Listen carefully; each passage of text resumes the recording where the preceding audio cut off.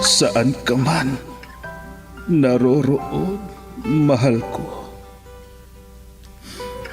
Mananatili kang buhay sa aking puso. Ramdam kita sa bawat sandali. Dahil buhay na buhay ka sa himig ng pag-ibig. Himig ng pag-ibig. I need your love, you brighten up my day. Isang himig na maging gabay sa mga taong wagas na nagmamahalan. Duyan ng malabahagharing pag-ibig na hihili sa puso at pakiramdam. Himig ng pag-ibig. Isang dula na kung saan iikot ang iba't ibang kwento na inyong mapapakinggan mula Lunes hanggang Sabado. Sa pluma at direksyon ni Luvimin Aquino. Dito sa Lovelet Artist and Talent Center Drama Productions, handog sa inyo ng #1 and most trusted radio network in the country, Bumbo Radio Philippines. Basta Radio. Bumbo.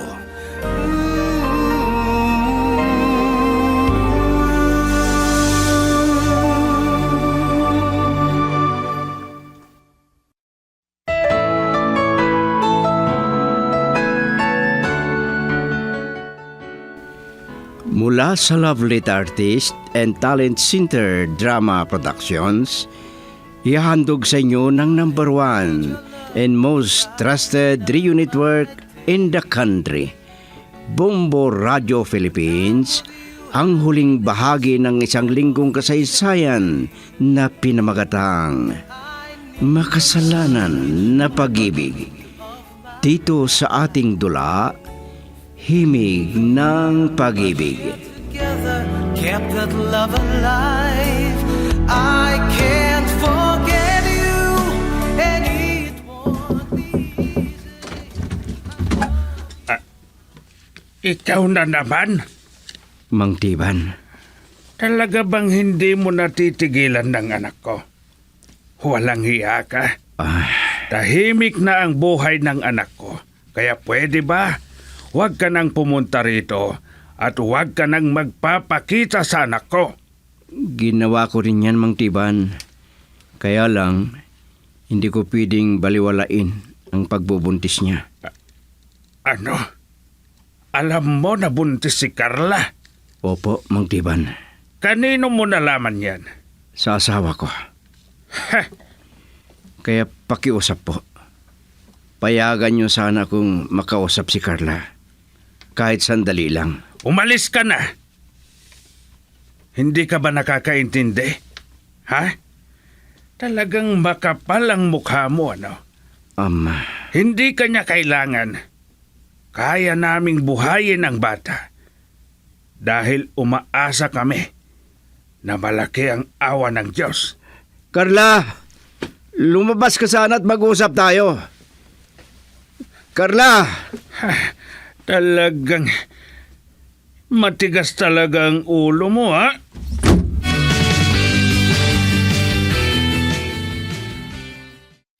Salamat. At binigyan mo ako ng pagkakataon na makausap ka, Carla. Pero, ito na ang huli, Diego. Bakit kailangan na ilihim mo na may anak tayo? Dahil ayoko ng gulo. Pananagutan ko ang lahat, Carla. Kaya, huwag mo sanang ipagdamot ang anak natin. Ikinalulungkot ko, Diego. Tama na. Kung sasabihin mo na magkabalikan tayo dahil may anak tayo, nagkakamali ka. Ano? Malinaw ang sinabi ko sa'yo. Hindi mo ba gustong magbago at magsimula tayo? Buuin natin ang pamilya natin. Pamilya, kamo? Baka hindi mo alam ang sinasabi mo, Diego. Hindi ako ang pamilya mo. May iba kang pamilya na walang iba kundi ang asawa mo. Pero may anak tayo. Isa kay Millie, na hindi niya ako mabigyan ng anak. Pakiusap. Hanggang dyan na lang ang lahat. Bakit? Gusto mo bang makulong tayong dalawa? At maging kawawa ang bata? Makulong? Hindi mo ba alam na pwede tayong ipakulong ng asawa mo? Naisip mo ba yan, ha? Carla, Gamitin mo naman ang utak mo. Hindi lang yung nararamdaman mo. Dahil hindi na mangyayari ang gusto mo. Dahil may asawa ka. pero nasusuklam na sa akin si Millie. Lalo na't nalaman niya na may anak tayo. Hiniwalayan niya na ako. At lalayo na raw. Ikinalulungkot ko. Nagbago na ako. Ayaw ko na habang buhay ay lalangoy ako sa kasalanan. Kaya pakiusap, palayain mo na ako.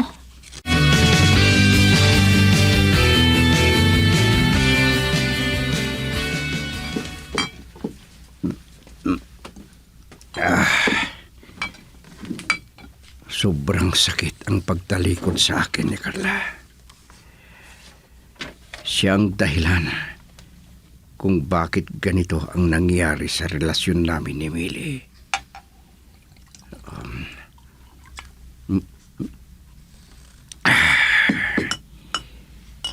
Siya rin ang dahilan kung bakit tinalikuran niya ako. Asan na ang pangako niya na kahit anong mangyari, hindi kami maghihiwalay? Wala ba akong karapatan na ipadama ang pagmamahal ko sa aming anak?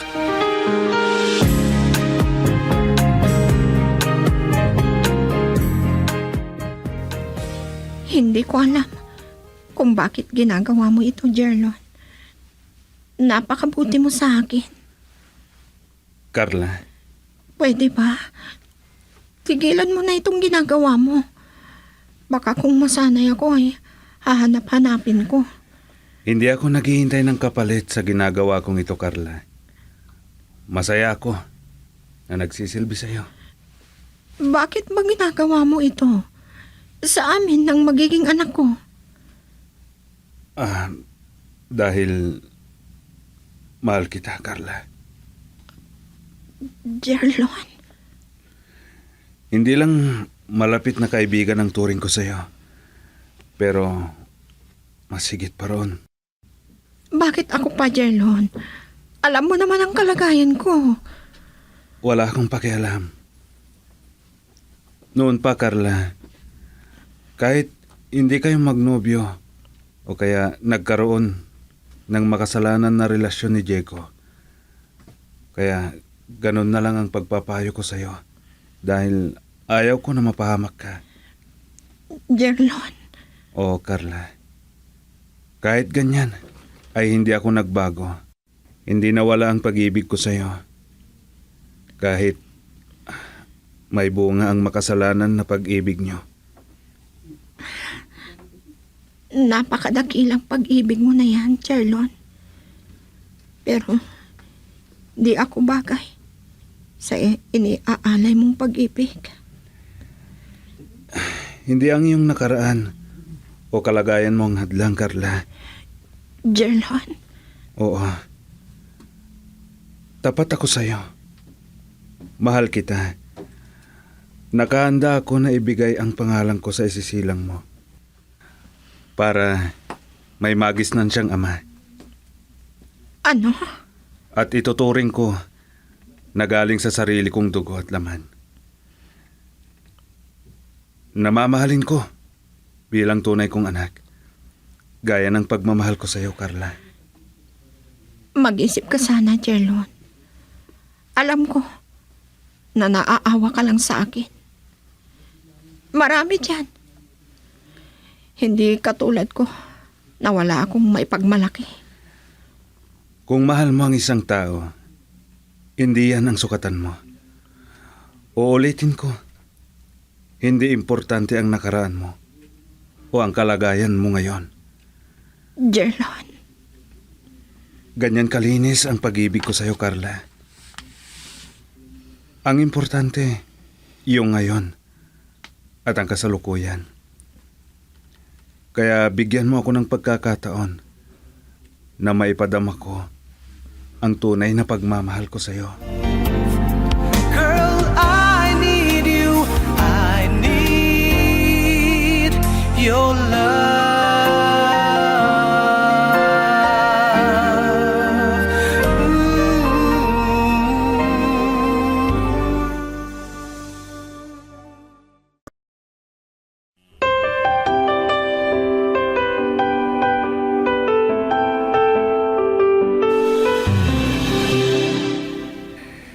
Nararamdaman ko at nakikita ko ang katapatan ni Jerlon.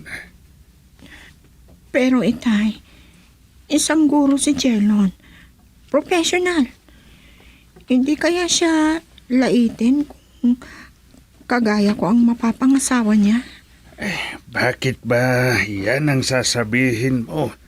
Huwag mong isipin ang mga sasabihin ng iba. Itay, Nandyan si Jerlon na naghandang tanggapin ang lahat. Lahat-lahat sa'yo. At sa palagay ko, hindi importante sa kanya kung ano ka, kung ano pa ang nakaraan mo. Ang ibig sabihin, tunay ang nararamdaman niya sa'yo. naguguluhan po ako, itay. Kung ako, wala akong masasabi. Wala namang problema kay Jerlon. Kung may nararamdaman ka sa kanya, bigyan mo ng pagkakataon. Alam ko na hindi ka magsisisi na makikipag-asawa ka kay Jerlon.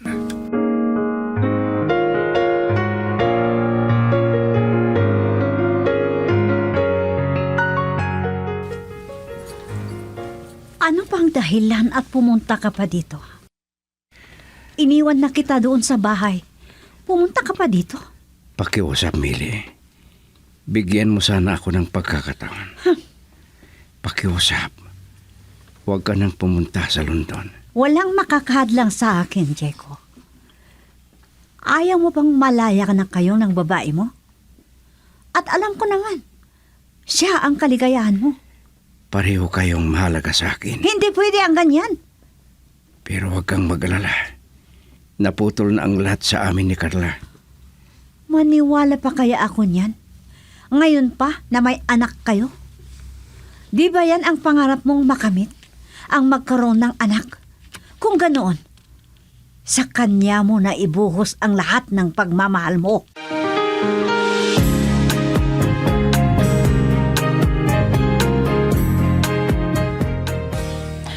Tama na, anak. Wala pa akong tulog. Iyak ka nang iyak. Tama na. Oh, Carla. Bakit hindi mo mapatahan ng anak mo? Oo nga po, itay. Kayo nga ang kumarga, itay. Kayo muna ang bahala sa apo ninyo. Ano? Inaantok na ako. Sige. Apo, matulog ka na.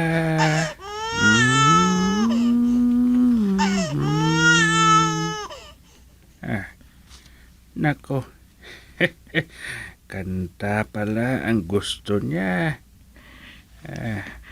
Alagaan muna ninyo sandali at iidlip ko lang, itay. O sige, matulog ka muna. At ipahiga ako doon sa duyan mamaya.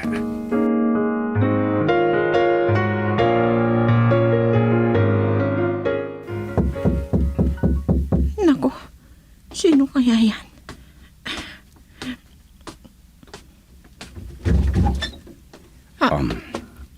Ikaw. Pwede ba akong pumasok? O nga pala, may dala ako para sa inyo ng ating anak. Sino ang nagsabi na magdala ka dito niyan? Tungkulin ko ang magbigay ng suporta para sa bata. Ikinalulungkot ko. At pakiusap, tigilan mo na ako. At huwag mo na akong guluhin. Pero, Pakiusap, tumigil ka na. At palayahin mo na ako ng lubos. mahal na mahal kita, Carla. Hindi ka ba nakakaintindi? Ang sabi ko, huwag mo na akong istorbohin. Pero may anak tayo. Kaya may dahilan para lumapit ako sa'yo. At, Ikinalulungkot ko, Diego. Pero hindi mo anak. Dahil may iba siyang ama. ano? Ikinalulungkot ko. Pero may kapalit ka na dito sa puso ko. Isang lalaki na nagmamahal sa akin. Kahit may nakaraan ako. At isa siyang binata. Hindi pwede na ibang aagaw sa'yo, Carla. Di ba sabi mo na mahal mo ko? Oo, alam mo yan. Kung ganun, kung talagang mahal mo ko, dapat lang na ibigay mo sa akin kung saan ako maligaya. Carla, Huwag mo akong hadlangan na magmahal sa lalaki na bagay sa akin. Na isang malaya at hindi gaya mo na may asawa. para mo na akong pinatay sa ginawa mo. Bakit mo ako tinalikuran? Nasaan na ang pangako mo na hindi mo ako tatalikuran, Carla? Ikinalulungkot ko. Pero may malaking hadlang sa pangako na yan. Dahil hindi ka na malaya. Ang masasabi ko lang, balikan mo ang asawa mo. At ibalik mo yung dating kaligayahan ninyo. At kung magagawa mo yan, ay alam kong liligaya ka rin. Girl, I need you. I need your love.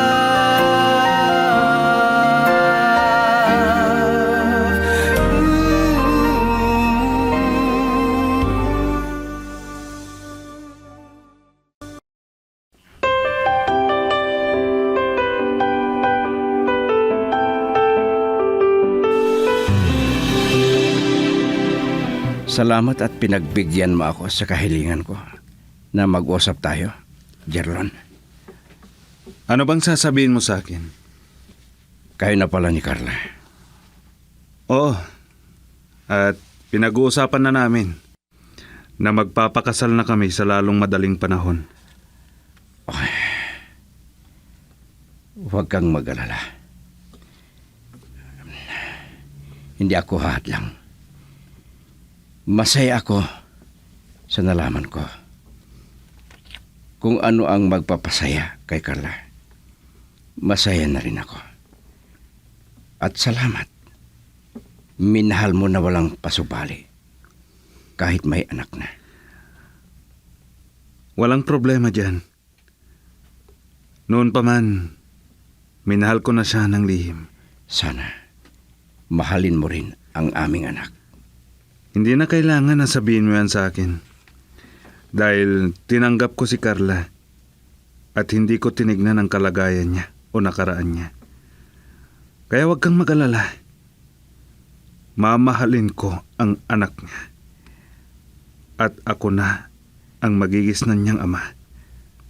At sana, huwag mo na kaming guluhin pa. Jerlon, Pakiusap. Sana, hindi na rin malaman ng bata ang totoo. sige, salamat. Magtiwala kayo sa akin. Hindi na kailangan na sabihin mo yan sa akin. Dahil kahit hindi mo sabihin, hindi ko sila pababayaan.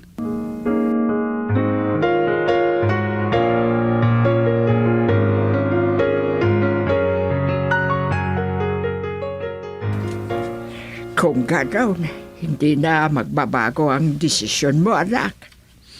Hindi, Nainay. At huwag po kayo mag-alala sa akin. Lagi po akong tatawag sa inyo. Sige.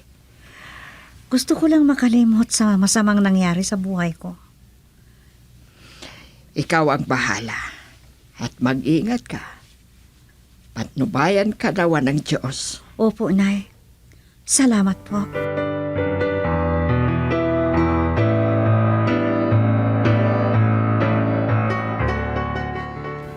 Ngayon ang kasal ni na Jerlon at Carla. Parang hindi ko kayang saksihan ang lahat. Pumupunta na si Carla sa harap ng altar. At naghihintay si Jerlon sa kanya. Parang mabibiyak ang dibdib ko. Pero ano itong nangyari? Hindi ko may bigay, Carla, na pakasalan. Dahil kasal kami ni Millie. Huwag siyang mag-alala. Ito na ang huli. Hindi ko na sila guguluhin.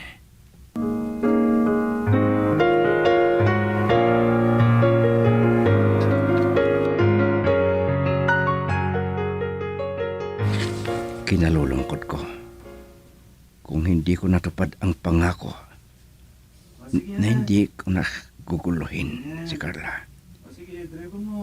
Pero huli na ito. Hindi na ako magpapakita kailanman. Lalo na sa bata. Parang hindi na magugulo ang buhay niya. Kausapin ko sana ang bata bago ako umalis. Pero hindi na. Hindi ko naguguluhin ang isipan niya. At isa pa, may pangako ako kay Jerlon. Ayokong lumabas na may hindi namin pagkakaunawaan.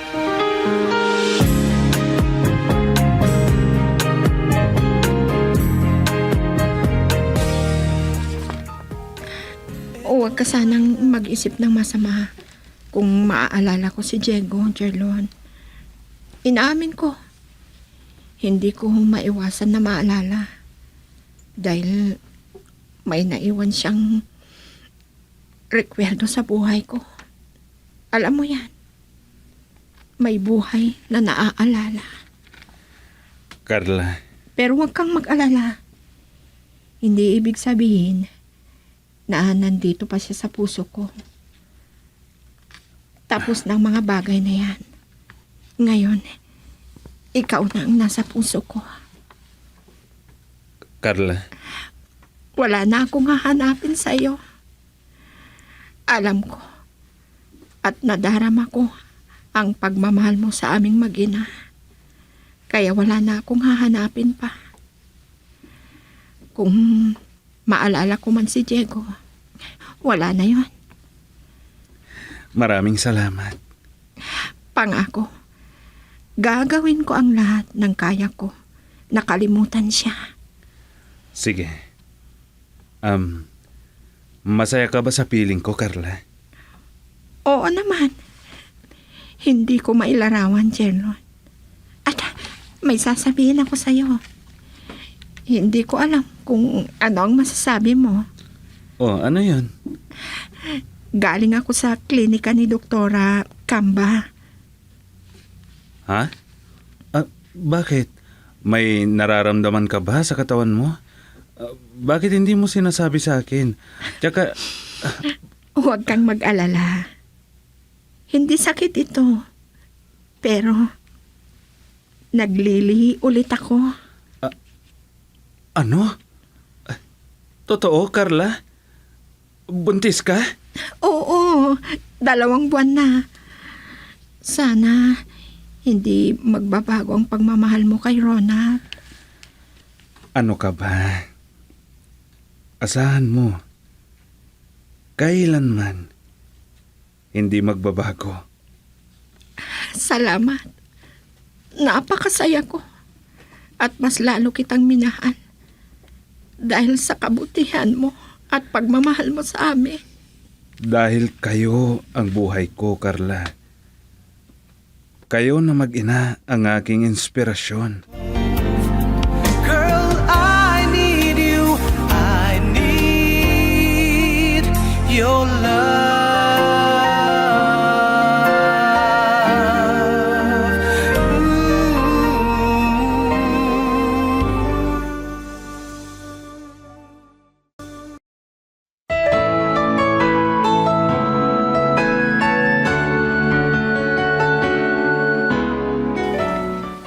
Diyan nagtatapos ang isang linggong kasaysayan dito sa ating dula. Himig ng Pag-ibig. Isinulat at sa direksyon ni Lubimin Aquino Sr. Produksyon Supervision, Leti Astudillo Aquino. Mula sa Lovelit Artist and Talent Center Drama Productions, inihahandog sa inyo ng number 1, most trusted radio network in the country, Bumbo Radio Philippines. Basta Radio. Bumbo. Hey,